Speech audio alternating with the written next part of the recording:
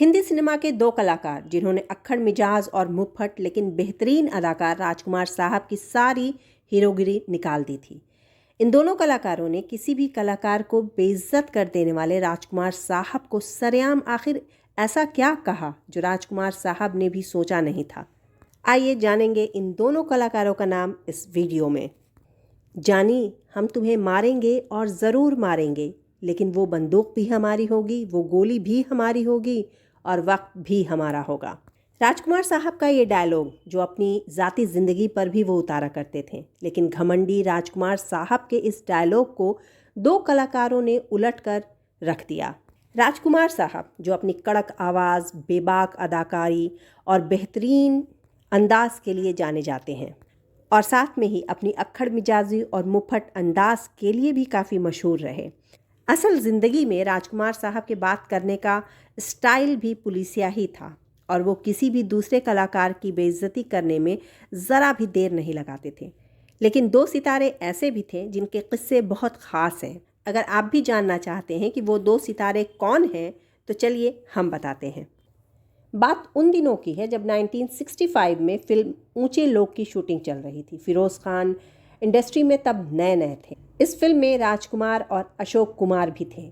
पहले दिन के ही शूटिंग के दौरान राजकुमार की नज़र फिरोज़ खान पे पड़ी और आदतन अपना रुआब जमाने के लिए राजकुमार साहब ने फिरोज़ खान को अपने पास बुलवाया और राजकुमार साहब ने अपने गुरूर भरे अंदाज से कहा था, देखो ये तुम्हारी पहली फिल्म है, इस फिल्म का हिस्सा मैं भी हूँ, तुम्हें फिल्म को बहुत ध्यान से करना होगा। राजकुमार आगे कहते हैं, मैं तुमको बीच बीच में सिखाता रहूँगा कि काम कैसे करना है। राजकुमार की बातें ख़त्म होने से पहले ही फिरोज़ खान गुस्से में खड़े हुए और राजकुमार से नज़रें मिलाकर बोले, आप मुझे मत समझाइए, आप अपना काम कीजिए और मैं अपना काम करूँगा।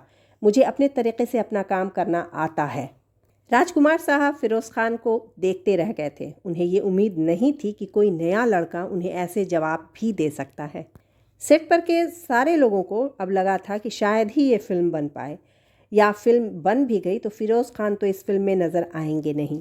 लेकिन ऐसा कुछ नहीं हुआ। दूसरे दिन राजकुमार साहब जब सेट पर आए तब फिरोज़ खान से मिलने उनके पास गए और कहा था, मुझे तुम्हारी ये अकड़ पसंद आई, ये अकड़ ऐसे ही बनाए रखना। दूसरा किस्सा है नाना पाटेकर से जुड़ा हुआ। राजकुमार साहब का घमंड तोड़ने वाले दूसरे अदाकार रहे नाना पाटेकर साहब। नाना पाटेकर साहब साफ दिल, उम्दा अदाकार, लेकिन दो टूक और खड़ी जुबान बोलने वाले इंसान हैं। इनकी झलक इनकी अदाकारी में साफ दिखती है। बात है फिल्म तिरंगा की शूटिंग के दौरान की। मेहुल कुमार फिल्म तिरंगा बना रहे थे और राजकुमार को साइन कर लिया गया था। अब बारी थी नाना पाटेकर को साइन करने की। मेहुल कुमार को लोगों ने सलाह दी थी कि राजकुमार और नाना पाटेकर एक साथ एक ही फिल्म में ये फिल्म बन ही नहीं पाएगी। मेहुल कुमार फिर भी नाना पाटेकर जी के पास गए और फिल्म की कहानी सुनाई।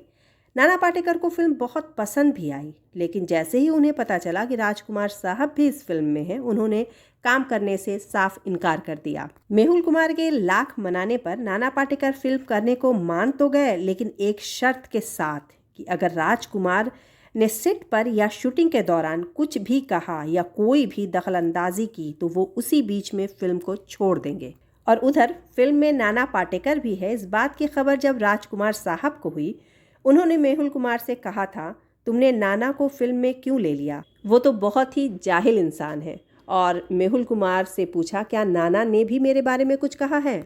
तब मेहुल कुमार बोले, आप सेट पर न उनसे कुछ बोले और न ही उनके काम में कोई दखलंदाजी करें। पर इस बात को सुनकर राजकुमार बोले थे, मैं क्यों उनके काम में दखलंदाजी करने लगा। और फिर पूरी फिल्म की शूटिंग के दौरान राजकुमार साहब ने नाना पाटेकर से दूरी बनाए रखने में ही भलाई समझी। तो इस तरह फिरोज़ खान और नाना पाटेकर ही वो दो कलाकार थे जिन्होंने राजकुमार साहब के घमंड और अक्खड़ मिजाजी को बराबरी का जवाब दिया था।